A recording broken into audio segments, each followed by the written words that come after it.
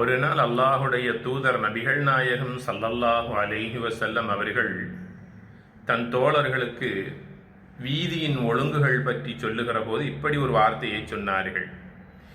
இய்யாக்கும் வல் ஜுலூஸ ஃபித் துருகாத், வீதிகளில் சாலை ஓரங்களில் உட்காருவதை நான் உங்களுக்கு எச்சரிக்கை செய்கிறேன் என்று சொன்னார்கள்.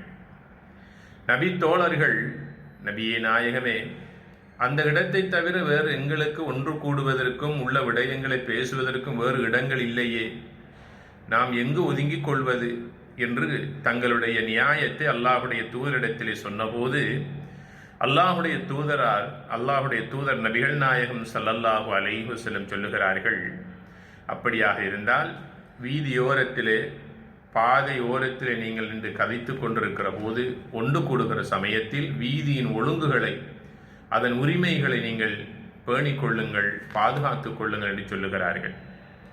வீதியினுடைய ஒழுங்குகளில் முக்கியமான சில விடயங்களை இந்த உம்மத்தினருக்கு அடையாளப்படுத்தினார்கள். ஒன்று, பார்வையை தாழ்த்தி கொள்ளுங்கள். பார்வை என்பது ஒரு மனிதனுடைய பாவங்களுக்கு அடிப்படை காரணமாக அமைகிறது.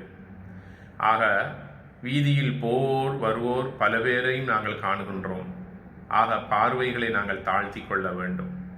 இரண்டாவது, வீதியிலே செல்லக்கூடியவர்களுக்கு எந்த வகையிலும் நாங்கள் நோவினை செய்யக்கூடாது. அவர்களுக்கு இடையூறாக நம்முடைய பேச்சோ சிரிப்போ பார்வையோ, அவர்கள் செல்வோருக்கு குறுக்கீடாக நாங்கள் நின்று கொண்டு வீதியை தடை செய்து கொள்வதோ கூடாது. வீதியில் செல்வோருக்கு வருவோருக்கு நாங்கள் நோவினை செய்யக்கூடாது. மூன்றாவது சொன்னார்கள் அல்லாஹுடைய தூதர் அவர்கள், நீங்கள் சலாம் சொல்லுங்கள் என்று சொன்னார்கள். இது வீதியின் ஒழுங்குகளாக இருக்கின்றன. தெரிந்தோருக்கும் தெரியாதோருக்கும், அறிந்தோருக்கும் அறியாதோருக்கும் சலாம் சொல்லுங்கள். உங்களுக்கு மத்தியில் அன்பு வலுப்பெறும், உறவுகள் வலுப்படும் என்று அல்லாஹுடைய தூதர் சொல்லுகிறார்கள். நான்காவது சொன்னார்கள், நீங்கள் யாரையாவது காணுகிற போது அவர்கள் ஒரு அசிங்கத்தை, ஒரு தவறை செய்வார்களேயானால் அவர்களுடைய அசிங்கத்தை, தவறுகளை நீங்கள் தடுத்து விடுங்கள். அதே போல நன்மையை ஏவுங்கள், தீமையை விட்டும் அவர்களை தடுத்துக் கொள்ளுங்கள் என்று சொல்லுகிறார்கள். நன்மையை ஏவுவதும் தீமையை தடுப்பதும் வீதியின் ஒழுங்குகளாகும். அடுத்ததாக சொன்னார்கள், பாதசாரிகளுக்கு, வருவோர் போவோருக்கு இடையூறாக இருக்கக்கூடிய விடயங்கள், கல், முள், கண்ணாடி, இரும்பு துண்டுகள் போன்றவைகள் இடையூறு தரக்கூடியவைகள் இருக்குமையாக இருந்தால் அவற்றை நீங்கள் அகற்றுங்கள். தீங்கு தருபவற்றை நீங்கள் பாதையிலிருந்து அகற்றி விடுங்கள் என்று சொல்லுகிறார்கள். அதே போல சொன்னார்கள் அல்லாஹுடைய தூதர் அவர்கள், பாதை ஓரத்தில் அல்லது வீதியில் மலம் கழிப்பதையும் சிறுநீர் கழிப்பதையும் நான் தடுத்திருக்கிறேன். மட்டுமல்ல, காரி துப்புகின்ற சளியாக இருந்தாலும் மற்றவர்களுடைய பார்வைக்கு தெரியாத வண்ணமாக அதை மறைத்து கொள்ளுங்கள். காரி துப்பிய சளியாக இருந்தாலும் அது சாபத்துக்குரியது, அருவருப்பான விஷயம் என்று அல்லாஹுடைய தூதர் சொல்லுகிறார்கள். ஆக மேற்கூறிய விடயங்களை கவனிக்கிற போது வீதியின் ஒழுங்குகள் விடயத்தில் அல்லாஹுடைய தூதர் அவர்கள் எந்த அளவுக்கு இந்த உம்மத்தினரை வலியுறுத்தி இருக்கிறார்கள்.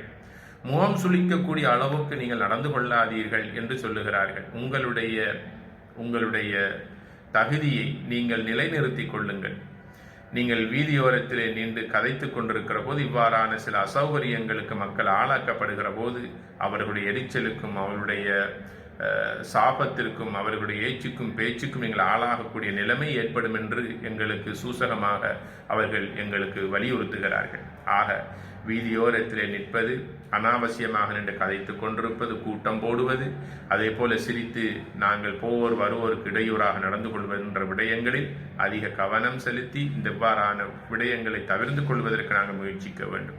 இவைகள் எல்லாம் வீதியின் ஒழுங்குகளாக அல்லாஹுடைய தூதர் எங்களுக்கு காட்டி தந்திருக்கிறார்கள், சொல்லி தந்திருக்கிறார்கள்.